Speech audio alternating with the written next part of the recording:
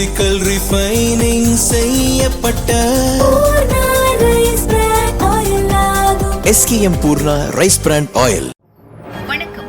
செய்திச் சுருக்கம். பிரதமர் மோடி செஷல்ஸ் பயணம். இந்திய பெருங்கடலில் அமைந்துள்ள தீவு நாடான செஷல்ஸ் நாட்டின் 50ஆம் ஆண்டு தேசிய தினம் வருகிற 29ஆம் தேதி நடைபெறுகிறது. இதில் பிரதமர் மோடி தலைமை விருந்தினராக பங்கேற்கிறார்.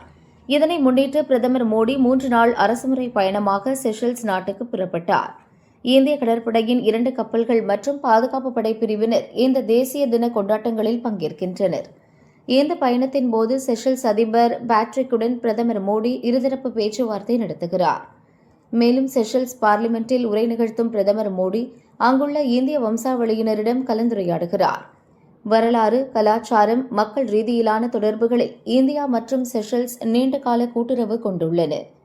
பிரதமரின் தற்போதைய பயணம் இருதரப்பு வலுவான நீடித்த உறவை மீண்டும் உறுதி செய்வதுடன் பல்வேறு துறைகளில் ஒத்துழைப்பை மேம்படுத்த உதவும் என்று மத்திய வெளியுறவு அமைச்சகம் தெரிவித்துள்ளது.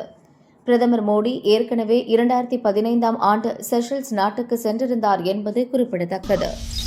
திருச்சி கிழக்கில் ஸ்டாலின் வர்சஸ் வைகோ, முதல்வர் விஜய் போட்ட ஸ்கெட்ச். சட்டசபை தேர்தலில் சென்னை, பெரம்பூர், திருச்சி கிழக்கு ஆகிய 2 தொகுதிகளில் முதல்வர் விஜய் வெற்றி பெற்றார். அதில் திருச்சி கிழக்கு தொகுதி எம்எல்ஏ பதவியை ராஜினாமா செய்ததால் அங்கு இடைத்தேர்தல் நடக்க உள்ளது. இந்நிலையில் சட்டசபை தேர்தல் தோல்விக்கு பிறகு மக்கள் செல்வாக்கை மீண்டும் பெற வேண்டிய கட்டாயத்தில் திமுக இருக்கிறது. சட்டசபையில் உங்க அப்பாவை காணோம் என முதல்வர் விஜய் விமர்சித்த பிறகு ஒட்டுமொத்த திமுக தொண்டர்களும் இடைத்தேர்தலில் ஸ்டாலின் போட்டியிட வேண்டும் என வலியுறுத்தி வருகின்றனர். ஏற்கனவே திருச்சி கிழக்கில் ஸ்டாலின் போட்டியிட வலியுறுத்தி திருச்சி தெற்கு மாவட்ட திமுக சார்பில் தீர்மானம் நிறைவேற்றப்பட்டது. திமுக முதன்மை செயலர் KN நேருவும் அதை ஆமோதிக்கும் வகையில் சட்டசபைக்கு ஸ்டாலின் வருவார் என கூறினார். இந்நிலையில் திமுக தலைமையகமான சென்னை அறிவாலயத்தில் மூத்த கட்சி நிர்வாகிகளுடன் ஸ்டாலின் நேற்று ஆலோசனை நடத்தினார். அவரிடம் திருச்சி கிழக்கு தொகுதி இடைத்தேர்தலில் போட்டியிடுவது குறித்து நிருபர்கள் கேள்வி எழுப்பினர். அதற்கு ஸ்டாலின் மறுப்பு எதுவும் தெரிவிக்காமல் இன்னும் முடிவு செய்யப்படவில்லை என பதிலளித்தார். இதனால் இதுகுறித்த முடிவை திமுக உயர்நிலை செயல் திட்டக்குழு கூட்டத்தில் அறிவிக்க வாய்ப்புள்ளதாக தெரிகிறது. அதே நேரத்தில் திருச்சி கிழக்கு தொகுதியில் ஸ்டாலின் போட்டியிட்டால் அவரை தோற்கடிக்க பலமான வேட்பாளரை நிறுத்த ஆளும் கட்சியான தாவேக தரப்பில் ஆலோசிக்கப்பட்டுள்ளது. தற்போது திமுக கூட்டணியில் இருக்கும் மதிமுகவின் பொதுக்குழு கூட்டம் இன்று கூடுகிறது. அதில் திமுக கூட்டணியிலிருந்து விலகி தாவேக கூட்டணியில் சேரும் முடிவு அறிவிக்கப்படும் என எதிர்பார்க்கப்படுகிறது. அதன்படி தாவேக கூட்டணிக்கு மதிமுக வந்தால் ஸ்டாலினுக்கு எதிராக மதிமுக பொதுச் செயலர் வைகோவை களமிறக்க தாவேக திட்டமிடுகிறது. ஏற்கனவே திருச்சி லோக்சபா தொகுதியில் தீப்பெட்டி சின்னத்தில் மதிமுக முதன்மை செயலர் துரை வைகோ போட்டியிட்டு வென்று எம்பியாக இருக்கிறார். எனவே அதே சின்னத்தில் திருச்சி கிழக்கு சட்டசபை தொகுதியில் மதிமுக பொதுச் செயலர் வைகோ போட்டியிட்டால் ஸ்டாலினுக்கு கடும் நெருக்கடி தர முடியும் என தாவேக தரப்பு கருதுகிறது. முனுசாமி எதிர்ப்பை மீறி வேலுமணிக்கு பதவி, சண்முகத்துக்கு மட்டும் கரார், பழனிசாமி அதிரடி. அதிமுகவில் ஏற்பட்ட பிளவை சரி செய்யும் முயற்சியில் பொதுச் செயலர் பழனிசாமி இறங்கியுள்ள போதும் முன்னாள் அமைச்சர் CV சண்முகத்துடன் மோதல் தொடருகிறது. இதுகுறித்து அதிமுக மூத்த நிர்வாகிகள் கூறியதாவது: அதிருப்தி அணியினர் பழனிசாமியுடன் இணைந்த போதும் பறித்த பதவிகளை திரும்ப கொடுக்காமல் பழனிசாமி பிடிவாதமாக இருந்தார். இதனால் அதிருப்தியான பலர் கட்சி தாவ தயாராகினர். இதையடுத்து பழனிசாமிக்கு நெருக்கமான முன்னாள் நீதிபதி, தொழிலதிபர்கள் சிலர் அவரை சந்தித்து பேசினர். அப்போது திரும்பி வந்தவர்களுக்கு பதவி கொடுக்காமல் பழி வாங்குவது நல்லதல்ல. கொங்கு மண்டலத்தில் அதிமுக மீள வேலுமணி, தங்கமணி அவசியம். எல்லாருக்கும் பதவியை கொடுத்து பக்கத்தில் வைத்துக் கொள்ளுங்கள் என அறிவுரை கூறியுள்ளனர். அதன்படி பிளவை ஒட்ட வைக்கும் முயற்சியாக விஸ்வநாதன், வேலுமணி ஆகியோருக்கு துணை பொதுச் செயலர் பதவியை கொடுத்துள்ளார். வேலுமணிக்கு தனக்கு இணையாக துணை பொதுச் செயலர் பதவி கொடுத்ததை KP முனுசாமி எதிர்த்துள்ளார். அதை தாண்டிதான் வேலுமணிக்கு பொறுப்பு வழங்கப்பட்டுள்ளது. தனக்கும் அதே பதவி தர வேண்டும் என முன்னாள் அமைச்சர் உதயகுமார் எதிர்பார்த்தார். ஆனால் அவரை பழனிசாமி நம்பவில்லை. தங்கமணி மீதான கோபம் இன்னும் குறையாததால் கும்பலோடு கும்பலாக அமைப்பு செயலர் பதவியை பழனிசாமி கொடுத்துள்ளார். கட்சி தாவும் முடிவில் இருக்கும் MR விஜயபாஸ்கருக்கு கொள்கை பரப்பு இணை செயலர் பொறுப்பு வழங்கப்பட்டுள்ளது. ஆனால் CV சண்முகத்துக்கு இதுவரை எந்த பொறுப்பும் கொடுக்கவில்லை. ஏனெனில் எம்எல்ஏ பதவியை காப்பாற்ற பழனிசாமிக்கு ஆதரவாக கடிதம் கொடுத்த சண்முகம் இன்று வரை பழனிசாமியை சந்திக்கவில்லை. மாறாக பழனிசாமிக்கு எதிராக பேசி வருகிறார். இதனால் அவர் மீது கடும் கோபத்தில் பழனிசாமி இருக்கிறார். எனவேதான் அவருக்கு எவ்வித பதவியும் கொடுக்கவில்லை. இனி தன்னை பற்றி சண்முகம் பேசினால் கட்சியிலிருந்து நீக்கவும் பழனிசாமி திட்டமிட்டுள்ளார் என அவர்கள் கூறினர்.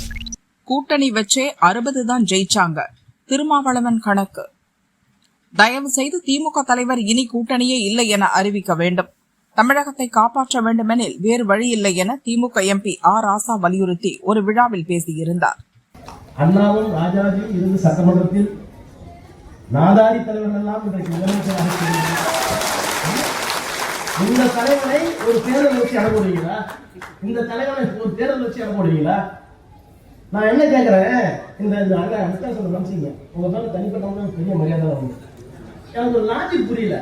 ஒரு கம்யூனிஸ்ட் கட்சியுடைய தலைவர் இந்த கம்யூனிஸ்ட் கட்சி இன்னொரு கட்சி தலைவர் சொல்றாரு திமுக கூட்டணியே இல்லை, திமுக கூட்டணி இல்லை, நீங்க இல்லைன்னு சொல்றதுக்கு உரிமை இருக்கு.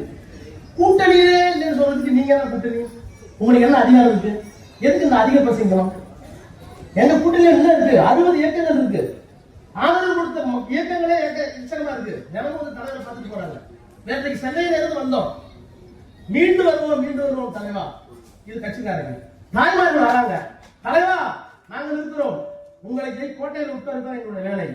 இன்னொருத்தர் வந்து தமிழ்நாட்டு மக்களுக்கு என்ன ஆயிற்று, வெக்கமா இருக்கு. இன்னொரு தாய் வந்து சொல்றது, கையில கட்டத்துக்கு ஒரு குழந்தை, கையில ஒரு குழந்தை, உடம்பை பார்த்துக் கொள்ளுங்கள் தலைவா, தமிழ்நாடு உங்களை நம்பி இருக்கிறோம். இத்தனையும் நாங்கள் பேசுவோம். இவ்வளவு பெரிய எழுத்து இருக்கு. நான் பேசுறேன், பால் திட்டுவாரு, அதிகபட்சம் மன்னிச்சிருங்க. நான் கேட்கிறேன், தயவு பண்ணி சொல்றேன், இன்னொரு பொதுக்கூடி ஆளாவுக்கு போறாங்க. நாங்கள் கூட்டணி இருக்கிறோமா இல்லையா என்பதை அப்படியே ஜனத்திறன் சமுதாயத்தை சொல்லி அப்படியே போனா அப்படியே 1 லட்சம் பேர் கூடுறாங்களாம். மொத்த கட்சியுமே கலைஞர் பண்ற போல இருக்கு. மொத்த கட்சி அவங்க இருக்கு. அவர் வந்து சொல்றாங்க, நாங்கள் முடிவு செய்ய போகிறோம். என்ன செய்ய போகுது? தயவு பண்ணி அறிவிங்க, கூட்டணி இனிமேல் யாரோடும் இல்லை. திமுக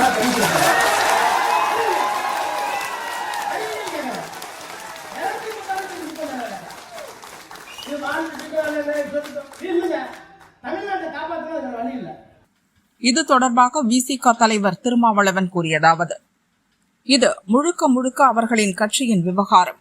கூட்டணி கட்சிகளின் ஆதரவுடன் சென்ற தேர்தலில் சுமார் 60 இடங்களை கைப்பற்றினர்.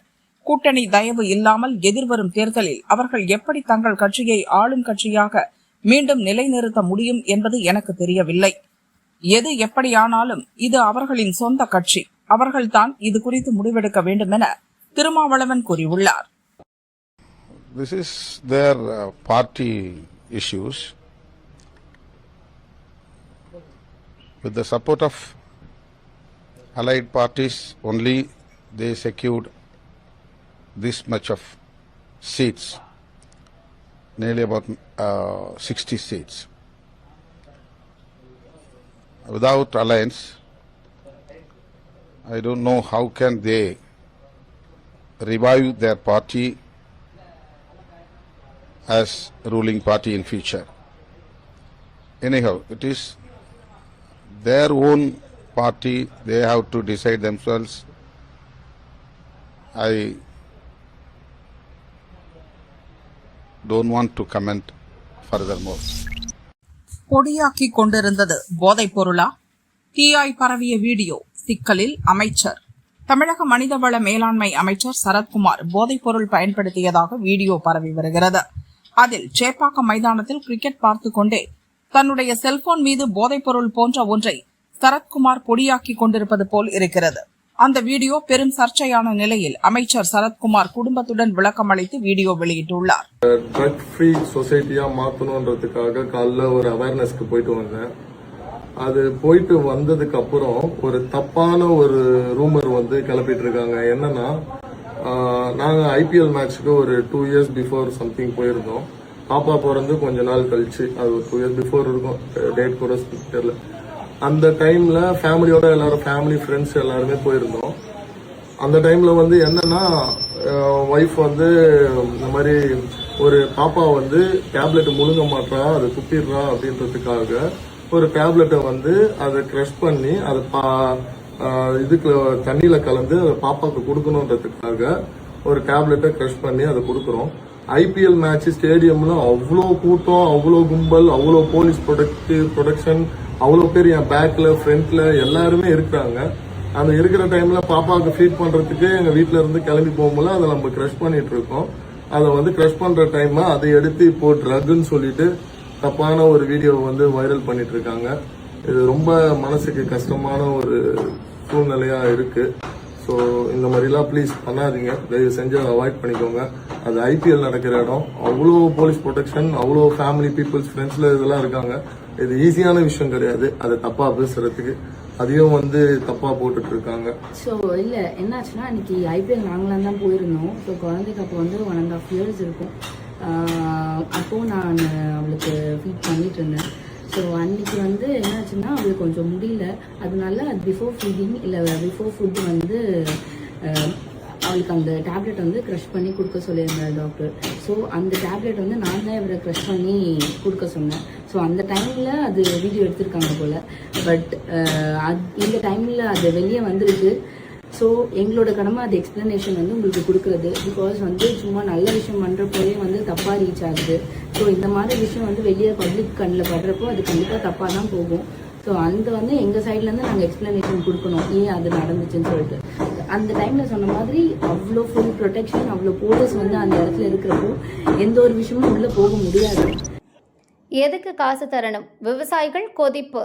மாமூல் கேட்ட தாவேக்க நிர்வாகி சுற்றி வளைப்பு. கடலூர் மாவட்டம் காட்டுமன்னார் கோவில் அடுத்த கண்டமங்கலம் பகுதியில் நாரை ஏரி உள்ளது. தற்பொழுது வறண்டு கிடக்கும் இந்த ஏரியிலிருந்து விவசாய பயன்பாட்டிற்காக வண்டல் மண் எடுத்துக்கொள்ள அரசு அனுமதி வழங்கியது. விவசாயிகள் அனுமதி பெற்று வண்டல் மண் எடுத்து செல்கின்றனர். தாவேக்க கடலூர் தெற்கு மாவட்ட இணை செயலாளர் புகழ்வேந்திரன் வண்டல் மண் எடுக்க 1 லட்சம் ரூபாய் மாமூல் கேட்டதாக தெரிகிறது. ஆத்திரமடைந்த விவசாயிகள் புகழ்வேந்திரனின் காரை மறித்து வாக்குவாதத்தில் ஈடுபட்டனர்.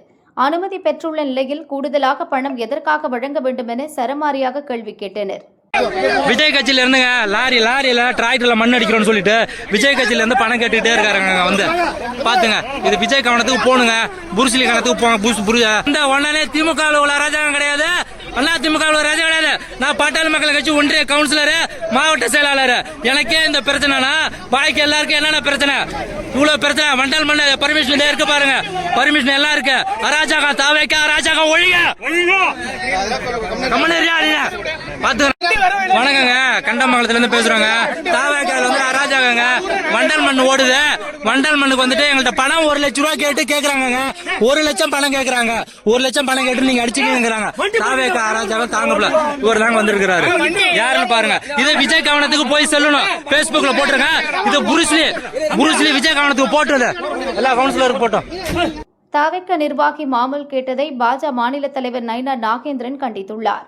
மாற்றத்திற்கான அரசியல், ஊழலற்ற நிர்வாகம் என்று ஆட்சியில் அமர்ந்துள்ள தாவேக்காவின் உண்மை முகம் வெளிச்சத்துக்கு வந்துள்ளது. விவசாயிகளை மிரட்டி பணம் பறிக்க முயன்றவர்களை கைது செய்ய வேண்டும் என்று வலியுறுத்தியுள்ளார். கோயில்களில் தாவேக்கா அத்துமீறல், இந்து முன்னணி கண்டனம். தமிழகத்தில் பல்வேறு கோவில் கருவறைகளில் முதல்வர் விஜய் போட்டோவை கட்சியினர் வைத்து வழிபாடு நடத்திய சம்பவங்களுக்கு இந்து முன்னணி கடுமையாக விமர்சித்துள்ளது. இதன் மாநில தலைவர் காடேஸ்வர சுப்பிரமணியத்தின் அறிக்கை. கடந்த 22ஆம் தேதி முதல்வர் விஜய் பிறந்த நாள். இந்து முன்னணி சார்பில் அவருக்கு பிறந்த நாள் வாழ்த்துக்கள். நீண்ட ஆயுள் மற்றும் ஆரோக்கியத்துடன் அவர் தமிழகத்துக்கு நல்லாட்சி தர வேண்டும் என வாழ்த்துகிறோம். விஜய் பிறந்தநாள் விழாவை முன்னிட்டு பழனி கோவிலில் தாவேக்கா மாவட்ட செயலாளர் கார்த்திக் ராஜா தங்கத்தேர் இழுத்து வழிபாடு செய்துள்ளார். அப்போது தங்கத்தேரில் முதல்வர் விஜய் படம் வைக்கப்பட்டிருந்தது. நாமக்கல் மாவட்டம் பலப்பட்டறை மாரியம்மன் கோவிலில் நடந்த வழிபாட்டின் போது பூசாரியை மிரட்டி கருவறையில் அம்மனுக்கு இணையாக விஜய் படத்தை வைத்து தாவேக்காவினர் சிறப்பு பூஜை நடத்தியுள்ளனர். கிருஷ்ணகிரி மாவட்டத்தில் மாவட்ட செயலாளர் சுரேஷ் தலைமையில் நடைபெற்ற கொண்டாட்டங்களின் போது விநாயகர் மற்றும் அம்மன் கோவில்களின் கருவறைகளில் விஜய் படத்தை வைத்து வழிபாடு நடத்தியுள்ளனர். தமிழகத்தில் இந்துக்கள் வழிபடும் தெய்வங்களுக்கு இணையாக விஜய் படத்தை வைத்து கட்சியினர் நடத்திய இத்தகைய செயல்கள் பக்தர்கள் மத்தியில் பெரும் அதிர்ச்சியை ஏற்படுத்தியுள்ளது. எனவே இதுகுறித்து விஜய் தனது கட்சியினருக்கு உடனடியாக உரிய வழிகாட்டுதல்களை வழங்க வேண்டும் என்று அவர் கூறியுள்ளார். ராம ஜென்ம பூமி அறக்கட்டளை நிர்வாகிகள் ராஜினாமா. நன்கொடை முறைகேடு விசாரணை விறுவிறு. உத்தரப்பிரதேச மாநிலம் அயோத்தியில் ராமர் கோயில் கட்ட நாடு முழுதும் உள்ள பக்தர்கள், வியாபாரிகள், தொழில் அதிபர்கள் என பல தரப்பினரும் நன்கொடை அளித்தனர். சிலர் தங்கம், வெள்ளி, வைரம் என பல்வேறு ஆபரணங்களையும் வெள்ளி கட்டிகளையும் நன்கொடையாக அளித்தனர். 2024 பலராமர் சிலை பிரதிஷ்டை செய்யப்பட்ட பக்தர்கள் தரிசனத்திற்கு அனுமதிக்கப்பட்டனர். இந்த கோயிலை ராமஜென்ம பூமி அறக்கட்டளை நிர்வகிக்கிறது. இந்நிலையில் அயோத்தி ராமர் கோயிலுக்காக பக்தர்கள் அளித்த நன்கொடையில் முறைகேடு நடந்துள்ளதாக சமாஜ்வாதி உள்ளிட்ட எதிர்க்கட்சிகள் குற்றம் சாட்டின. பல்வேறு தரப்பினரின் குற்றச்சாட்டை அடுத்து இதுகுறித்து விசாரணை நடத்தும்படி அறக்கட்டளை நிர்வாகத்தின் சார்பில் மாநில அரசிடம் முறையிடப்பட்டது. அறக்கட்டளையின் கோரிக்கையை ஏற்று மாநில அரசின் சார்பில் SIT விசாரணைக்கு உத்தரவிடப்பட்டது. சிறப்பு புலனாய்வு குழு விசாரணையில் பக்தர்கள் வழங்கிய நன்கொடையில் ஒரு பகுதி கணக்கில் வராதது தெரியவந்தது. குறிப்பாக கோயிலுக்காக நகை வியாபாரிகள் சார்பில் வழங்கப்பட்ட வெள்ளிக்கட்டிகள் கணக்கில் காட்டப்படவில்லை என விசாரணை அறிக்கையில் கூறப்பட்டுள்ளது. இது தொடர்பாக துருவி விசாரணை நடத்தியதில் அரசு ஊழியர்கள், வங்கி பணியாளர்கள் உட்பட 8 பேர் கைது செய்யப்பட்டனர். அவர்கள் அனைவரும் நீதிமன்ற காவலில் வைக்கப்பட்டுள்ளனர்.